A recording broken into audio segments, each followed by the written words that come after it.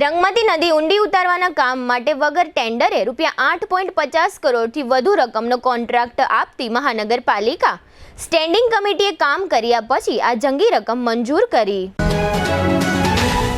જામનગર મહાનગરપાલિકાની સ્ટેન્ડિંગ કમિટીએ ગત ગુરુવારે કુલ 98 કરોડ 78 લાખ ખર્ચ માટેની મંજૂરી આપી હતી। ખાસ કરીને ખર્ચમાં પાણીની જેમ પૈસા વાપરવાના હોય તે રીતની મંજૂરી આપવામાં આવી હોય તેવું સમગ્ર શહેરમાં ચર્ચાઈ રહ્યું છે। આ ખર્ચમાં કુલ 22 આઇટમનો ખર્ચ મંજૂર કરવામાં આવેલ છે।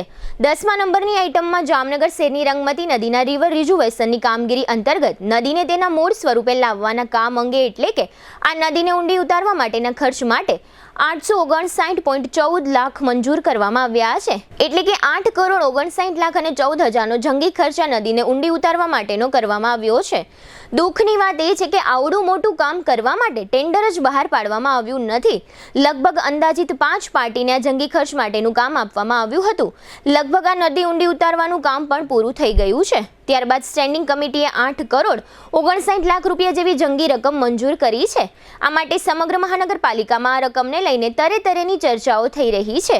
રાજ્ય સરકારનો નિયમ એવો છે કે 5 લાખથી વધુ કામ કરાવવાનું થાય તો ફરજિયાત ટેન્ડર બહાર પાડવું, પરંતુ જામનગરના અધિકારીઓ અને પદાધિકારીઓ તમામ નિયમોને નેવે મૂકીને પોતાની પ્રાઇવેટ પેઢી હોય તે રીતે મહાનગરપાલિકાનું તંત્ર ચલાવી રહ્યા છે। આ 5 પાર્ટીના કોન્ટ્રાક્ટરો પણ મહાનગરપાલિકાના લાગતા વળગતાઓ હોય તેવું જાણવા મળી રહ્યું છે। તેમાં પણ મહાનગરપાલિકામાં ઊંચો હોદ્દો ધરાવે છે। આમ ભાજપની મહાનગરપાલિકામાં આ રીતે ખુલ્લેઆમ કરોડો રૂપિયા આડેધડ વપરાઈ રહ્યા છે। આ બધી બાબતની ખબર મહાનગરપાલિકાની સત્તાધારી ભાજપ પાર્ટીને છે અને વિરોધ પક્ષ કોંગ્રેસને પણ આ બધી બાબતની ખબર છે કે 8.60 કરોડની રકમ સ્ટેન્ડિંગ કમિટીએ મંજૂર કરી છે તેનું ટેન્ડર બહાર પાડવામાં આવ્યું નથી। ડાયરેક્ટ પાર્ટીને કામ પણ આપી દેવામાં આવ્યું છે અને તેના બિલ પણ આવતા દિવસોમાં મંજૂર કરી દેવામાં આવશે। આ બધી બાબતને લઈને જામનગરના નગરજનોને મોટા ભ્રષ્ટાચારની ગંધ આવી રહી છે। સત્તાધારી અને વિરોધ પક્ષ સાથે મળીને આ રીતના કામો કરી રહી છે તેની પણ ચર્ચા સમગ્ર શહેરમાં થઈ રહી છે।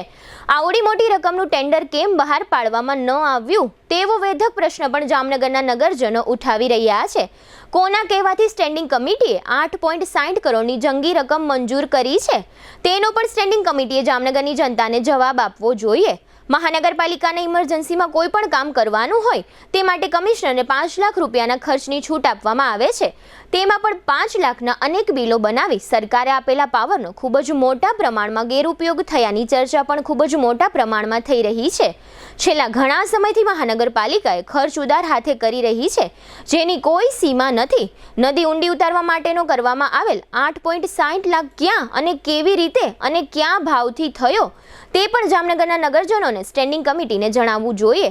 તેમજ આ કામ કરનાર કોન્ટ્રાક્ટરોની કંપનીના નામો જાહેર કરવા જોઈએ। તેમજ કઈ કોન્ટ્રાક્ટ કંપનીએ કેટલું કામ કર્યું છે અને તેનું બિલ કેટલું આવ્યું છે તેની પણ જાણકારી મહાનગરપાલિકાએ જામનગરના નગરજનોને આપવી જોઈએ। 8.5 કરોડ જેવી જંગી રકમનું રંગમતી નદીને ઊંડી ઉતારવાનું કામ હતું તો મહાનગરપાલિકાએ શા માટે ટેન્ડર બહાર પાડીને કોન્ટ્રાક્ટરોના ભાવ લેવાની તસ્દી ન લીધી તેવો જટિલ પ્રશ્ન પણ જામનગરના નગરજનો મહાનગરપાલિકાને કરી રહ્યા છે।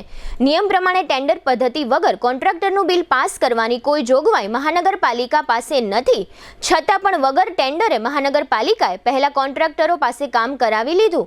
ત્યારબાદ આ ખર્ચની જંગી રકમ સ્ટેન્ડિંગ કમિટીએ મંજૂર કરી દીધી। ખરેખર તો 8.5 કરોડ જેવી જંગી રકમનું કામ કરવાનું હોય ત્યારે સૌપ્રથમ કામનું એસ્ટિમેટ કરવામાં આવે છે, ત્યારબાદ તેના આધારે સ્ટેન્ડિંગ કમિટીમાં તે રકમની મંજૂરી લેવામાં આવે છે અને સ્ટેન્ડિંગ કમિટીની મંજૂરી બાદ કામનું ટેન્ડર બહાર પાડી સૌથી ઓછા ભાવ આવેલ કોન્ટ્રાક્ટ કંપનીને કામ આપવામાં આવતું હોય છે। આ તમામ સિસ્ટમનો ઉલાડિયો બોલાવીને મહાનગરપાલિકાના જવાબદાર અધિકારીઓએ 8.5 કરોડથી વધુનું કામ કોન્ટ્રાક્ટરોને આપી દીધું હતું। કોન્ટ્રાક્ટરનું બિલ પાસ કરવા માટે ચીફ ઓડિટર પાસે જતું હોય છે, પરંતુ આ મહાનગરપાલિકામાં તમામ લોકો સાથે મળીને કામ કરે છે એટલે કે સૌનો સાથ સૌનો વિકાસ એવી શુભ ભાવનાથી મહાનગરપાલિકાના અધિકારીઓ જામનગરની જનતાનું ભલું કરી રહ્યા છે। એટલે ચીફ ઓડિટર પણ કોઈ પણ જાતના ઓબ્જેક્શન વગર લગભગ બિલો પાસ કરી દેતા હોય છે, કારણ કે ચીફ ઓડિટરનો હોદ્દો પણ બિલ મોકલનારની શુભ દ્રષ્ટિથી મળ્યો છે એટલે તેનો અનાદર ન કરાય તેવું ચીફ ઓડિટરનું માનવાનું હશે। આજની આ સ્ટોરીમાં જે કંઈ સાચું ખોટું હોય તે જામનગર મહાનગરપાલિકાના સત્તાધીશોએ તાત્કાલિક ખુલાસો કરવો જોઈએ। તેવી પણ પ્રબળ માંગણી ઉઠવા પામી છે। આ સ્ટોરીમાં મહાનગરપાલિકાને જામનગરના નગરજનોએ ઘણી પ્રશ્નોત્તરી પણ કરી છે, તેના પણ જવાબો મહાનગરપાલિકાએ આપવા જોઈએ। રાજ્ય સરકારે જામનગર મહાનગરપાલિકાનું છેલ્લા 5 વર્ષનું ચૂકવેલ બિલનું નવેસરથી ઓડિટ કરવું જોઈએ। જો નિષ્ઠાવાન અધિકારી દ્વારા જામનગર મહાનગરપાલિકાના અર્થતંત્રનું ઓડિટ કરવામાં આવે તો ઘણું બધું બહાર આવી શકે તેવું પણ મહાનગરપાલિકાથી સતત નજીક રહેતા લોકોનું માનવું છે। આ ઉપરાંત આ સ્ટેન્ડિંગ કમિટીમાં ગત ગુરુવારે મંડપ અને સ્ટેજના ખર્ચ માટે ₹35 લાખ મંજૂર કરવામાં આવ્યા છે। અહીં મંડપ સર્વિસ આપતી પાર્ટી પણ જામનગર મહાનગરપાલિકાની ઘરની પાર્ટી હોય તેવું જોવા મળી રહ્યું છે, એટલે તાબડતોબ ₹35 લાખ મંજૂર કરી દેવામાં આવ્યા છે। આ જ રીતે ફોટોગ્રાફી અને વિડીયોગ્રાફીના ખર્ચ માટે ₹5.50 લાખ મંજૂર કરવામાં આવ્યા છે। આ પણ પાર્ટીને પણ જામનગર મહાનગરપાલિકા વર્ષોથી ઓળખે છે। જામનગર મહાનગરપાલિકામાં ખર્ચના ઉદારતાની પણ નગરજનોમાં નોંધ લેવાઈ રહી છે। વિરોધ પક્ષનો આ 8.5 કરોડના ખર્ચમાં કોઈ રોલ ન હોય તો જામનગરની જનતા વતી આ પ્રશ્ન ઉઠાવી જામનગરના નગરજનોને વાચા આપવી જોઈએ।